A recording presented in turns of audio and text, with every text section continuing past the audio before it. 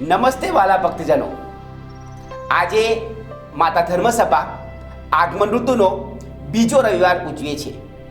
એક સપ્તાહ પૂરું થયું અને આજે આપણે આગમન ઋતુના બીજા સપ્તાહમાં પ્રવેશીએ છીએ।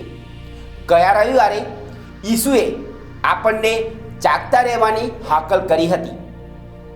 આ રવિવારે ઈસુ યશાયા અને સ્નાન સંસ્કારક યોહાન મારફતે માત્ર જાગતા રહેવા નહીં પણ તેમના આગમન માટે રસ્તો તૈયાર કરવાનું પણ આહ્વાન કરે છે।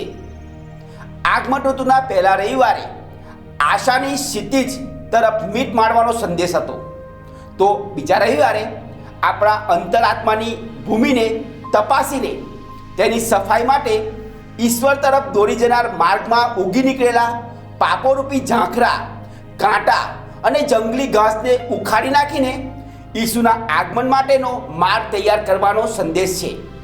પહેલા શાસ્ત્ર પાઠમાં યશાયા ઠૂંઠામાંથી ફણગો ફૂટવાનું રૂપક વાપરે છે।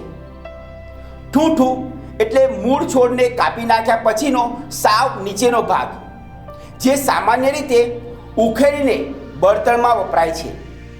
દાવીદના વંશની એવી જ હાલત હતી, પણ ઈશ્વર શું ન કરી શકે? ઈશ્વરે એ દાવીદના વંશરૂપી ઠૂંઠામાંથી શાસ્ત્ર વચનની ભવિષ્યવાણી મુજબ ઈસુના જન્મ દ્વારા આ વચનની પરિપૂર્તિ કરી હતી। આપણા જીવનમાં આપણે ઘણીવાર એવા તબક્કામાંથી પસાર થતા હોઈએ ત્યારે આપણને એવું લાગી શકે કે બધું ખલાસ થઈ ગયું છે, પણ ત્યારે જ ઈશ્વર તેમની પર આશા રાખીને જીવનારા માટે નવો ફણકો ફૂટાડી શકે છે। એ વાત હંમેશા યાદ રાખીએ।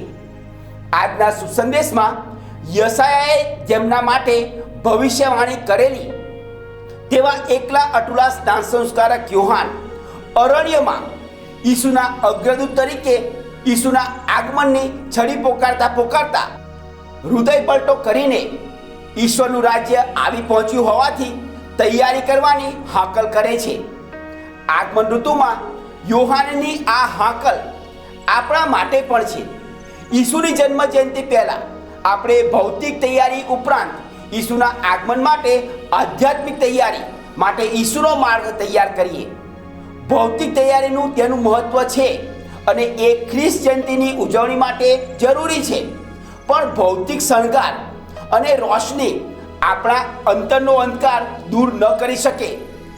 એ માટે જરૂરી છે કે આપણે આપણા અંતર તપાસીએ અને એમાં જામી ગયેલા વિવિધ વાસનાઓ, ઈર્ષાઓ, અદેખાઈ, લોભ, ઘમંડ, કુટુંબ અને મિત્રો સગાવાલાઓ સાથે અબોલા, પ્રાર્થનાનો અભાવ, દુનિયાદારીમાં ફસાઈને ફક્ત કર્મકાંડને ધાર્મિકતા સમજતા હોઈએ પણ ઈસુએ ગણાવેલી સૌથી મોટી માનવબંધુ માટે પોતાની જાત જેટલો પ્રેમ રાખવાનું ચૂકી જતા હોઈએ।